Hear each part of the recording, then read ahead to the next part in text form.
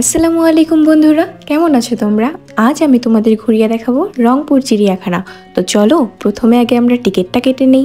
এখানে প্রবেশ মূল্য 25 টাকা, তবে 5 বছরের নিচে বাচ্চাদের জন্য একদম ফ্রি।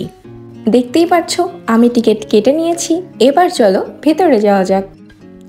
আচ্ছা, তোমরা কি জানো উত্তরবঙ্গের বৃহত্তম চিড়িয়াখানা হলো এটি?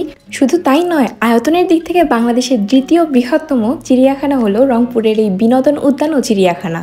পুলিশ লাইনের পাশে হনুমানতলা সড়কের পূর্ব দিকে এটি অবস্থিত। এখানে রয়েছে 26 প্রজাতির জীবজন্তু ও পাখপাখালি, রয়েছে নয়নাভিরাম লেক ও শিশু পার্ক।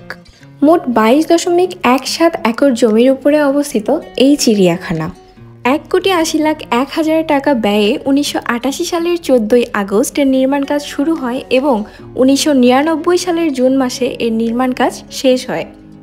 জনসাধারণের জন্য এটি উন্মুক্ত করে দেওয়া হয় 1991 সালের 14ই জুন। চলো এবার এখানকার পশু পাখিদের সাথে তোমাদের পরিচয় করিয়ে দিই। এখানে ঢুকেই তোমার যে পাখিটার উপরে সর্বপ্রথম চোখ পড়বে সেটি হলো ময়না। বেশিরভাগ সময় তুমি একে কলা খেতেই দেখবে, আর আশেপাশে মানুষ তার নামে কী বলছে সব কান লাগিয়ে মনোযোগ দিয়ে শুনবে। তার ঠিক পাশেই দেখতে পাবে টিয়া পাখি। আরে দেখো না কেমন দুষ্টুমি করছে। আর ও কী করছে? ওকে হাড়ির ভিতরে নিজের ডিম খুঁজছে। এদের পাশেই আছে আরেক ধরনের পাখি, কিন্তু আমি এর নাম জানি না। যদি তোমরা নামটা জানো তাহলে আমাকে অবশ্যই কমেন্টে জানাবে। আর একটু সামনে এগোলে দেখতে পাবে বানরের খাঁচা আছে। এখানে অনেক অনেক বানর সারাক্ষণ বাঁদরামো করে থাকে। এখন তো ভদ্রই আছে, খাওয়া দাওয়া করছে।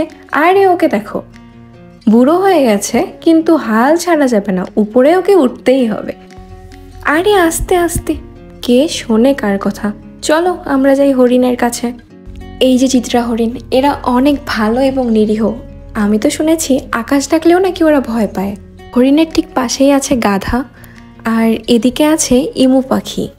একটু সামনে এগোলেই দেখতে পাবে রয়্যাল বেঙ্গল টাইগার। বাহিরে থাকলে হয়তো অনেক হিংস্র হতো, কিন্তু দেখো খাঁচায় ও একদম নিরীহ প্রাণীর মতো বসে আছে।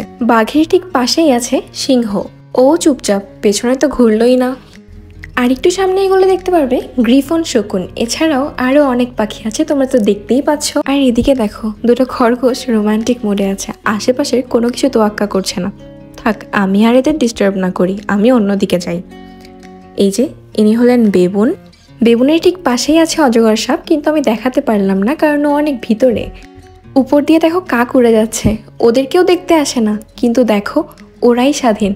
যদি বলো শান্তি কার মনে আছে, তাহলে ওদের মনেই আছে, কারণ ওরা খোলা আকাশে উড়ে বেড়াতে পারছে। ঘোড়াগুলোকেও অবশ্য কিছুটা স্বাধীনতা দেওয়া হয়েছে, ওরা পুরো চিড়িয়াখানা ঘুরে বেড়ায়। এদিকে দেখতে পাচ্ছ ঘড়িয়াল। আমি যতবার এসেছি ওকে আমি শুয়ে থাকতেই দেখেছি। ওর পাশে আছে কুমির, ও শুয়েই থাকবে। এদের পাশেই আছে ময়ূর এবং ময়ূরী। ওরা প্রায়ই পেখম মেলে থাকে, কিন্তু আজ যে ওদের কি হয়েছে, আজ আর পেখম মেলল না। ময়ূরের পাশেই আছে শিশু পার্ক। এটা সম্পর্কে তো আমি ছোট্ট একটা ভিডিও আপলোড করেই দিয়েছি, তোমরা চাইলে দেখে নিও। শিশু পার্কের পাশেই আছে জলহস্তি। এই দেখো ও সাঁতার কাটছে, আর পাশেরটা ডুব দিল।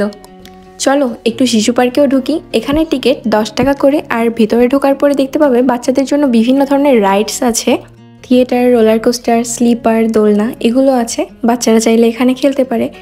একটা নৌকা আছে, তবে এখানে বাচ্চাদের না ওঠানোই ভালো, ছোট মানুষ তো ভয় পেতে পারে। তো বড়দের জন্য ঠিক আছে। এখানেই আছে ভূতের ঘর সংসার। যদিও সেটি আর্টিফিশিয়াল, তবে বেশ সুন্দর করে তৈরি করেছে। তোমরা গিয়ে দেখে এসো, ভালো লাগবে।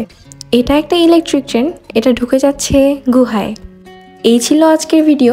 যদি ভিডিওটি তোমাদের ভালো লাগে তাহলে অবশ্যই একটা লাইক করে তোমাদের মূল্যবান মতামত কমেন্টে জানাবে। শুনো সাবস্ক্রাইব করতে ভুলো না।